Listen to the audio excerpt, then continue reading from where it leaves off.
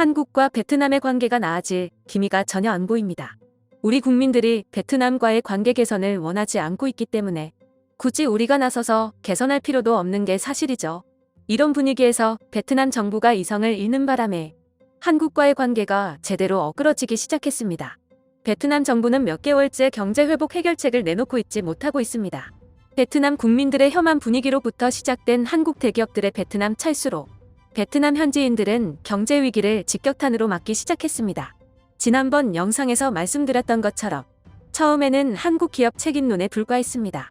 그런데 베트남 정부가 방관하고 있는 모습 때문에 베트남 국민들이 분노하기 시작했고 베트남 총리 탄핵 시위로 이어져 지금까지 상황이 나아지지 않고 있습니다.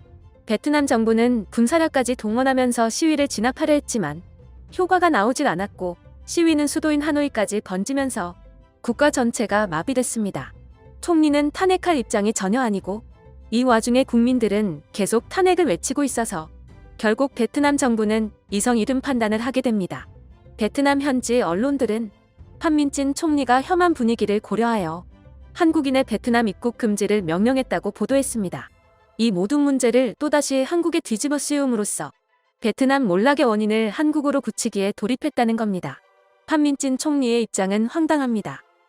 한국인들이 베트남 도시에 관광 목적으로 입장할 경우 현지 상인들의 불만과 충돌의 지역 분위기를 해친다는 입장입니다. 또 한국인들이 아닌 일본이나 미국 등 한국을 제외한 다른 나라 국가의 관광객들이 늘어야 베트남 경제가 살아날 수 있다는 것 때문에 한국인들을 불가피하게 입국 금지 조치한다고 밝혔습니다. 더 황당한 건 한국을 또다시 코로나 원인국으로 낙인 찍어버렸다는 겁니다.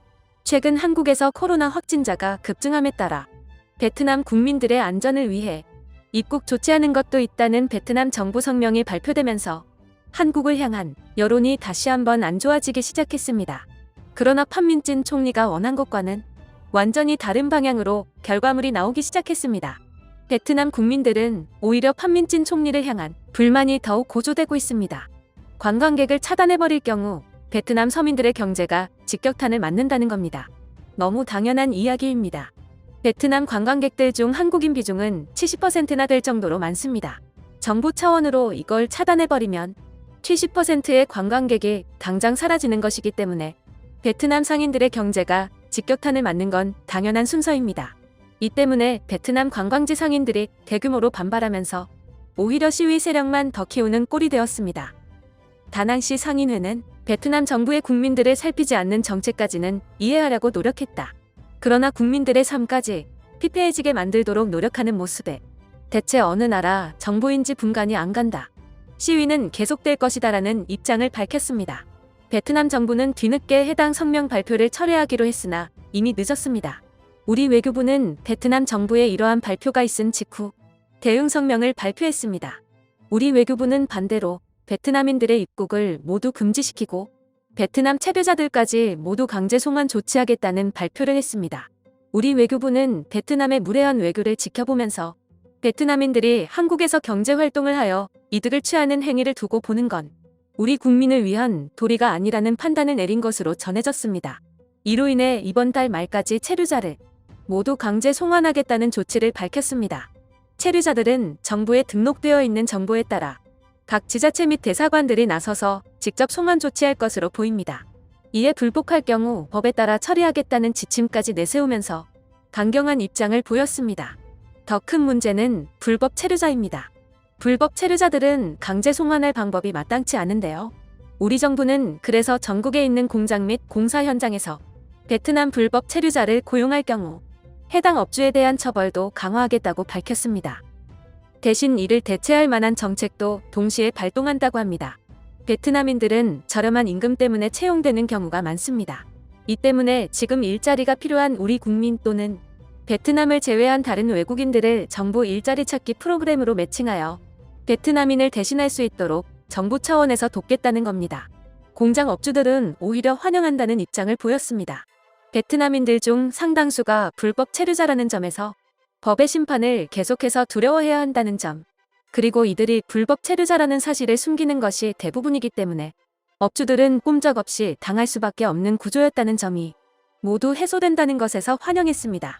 국내에 체류 중인 베트남인들도 베트남 정부에 서한을 보내면서 항의했습니다. 베트남 대사관 앞에서는 시위가 시작됐습니다. 정부의 무능으로 베트남 국민들이 심각한 손해를 보고 있고 삶까지 영위하지 못하고 있다는 입장입니다. 우리 외교부는 베트남 정부가 한국인 입국 금지를 발표하면서 오히려 베트남 출국 금지를 발동하는 더욱 강경한 태도를 보이기도 했습니다.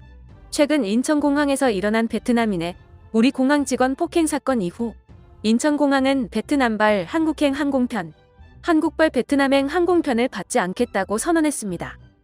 이후 별다른 조치를 하지 않았는데 외교부는 이를 계기로 베트남 출국 금지를 선포한다고 밝혔습니다.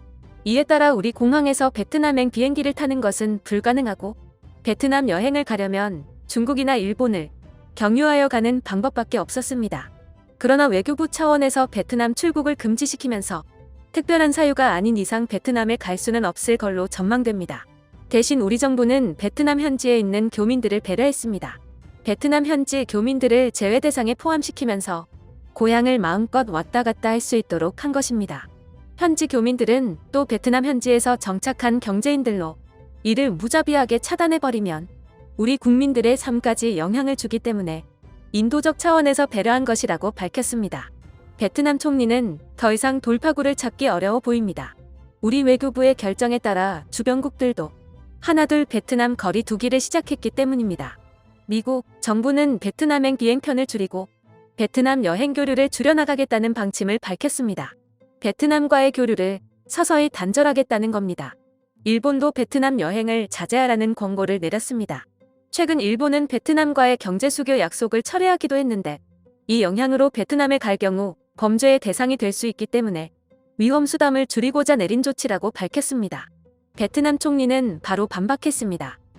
베트남 한국 근로자를 강제 송환시키겠다는 발표가 있은 이후 우리 외교부에 직접 서한을 보냈습니다. 베트남 근로자를 강제 송환 조치할 경우 한국과의 수교는 여기서 완전히 끝이라는 내용이 들어있었습니다. 또 현지 교민들이 불이익을 당할 수 있다는 엄포를 두면서 한국 정부의 신경을 건드렸습니다. 그러나 베트남 총리의 반박은 씨알도 안 먹혔습니다. 베트남에서 철수하기로 한 우리 기업들이 교민들의 한국 돌아오기 프로젝트를 할 수 있다는 입장을 밝혔기 때문입니다. 한국으로 돌아오기를 희망하는 교민들을 대상으로 비행기표 지원, 이사 비용 지원 등을 하겠다는 방침을 밝힌 겁니다.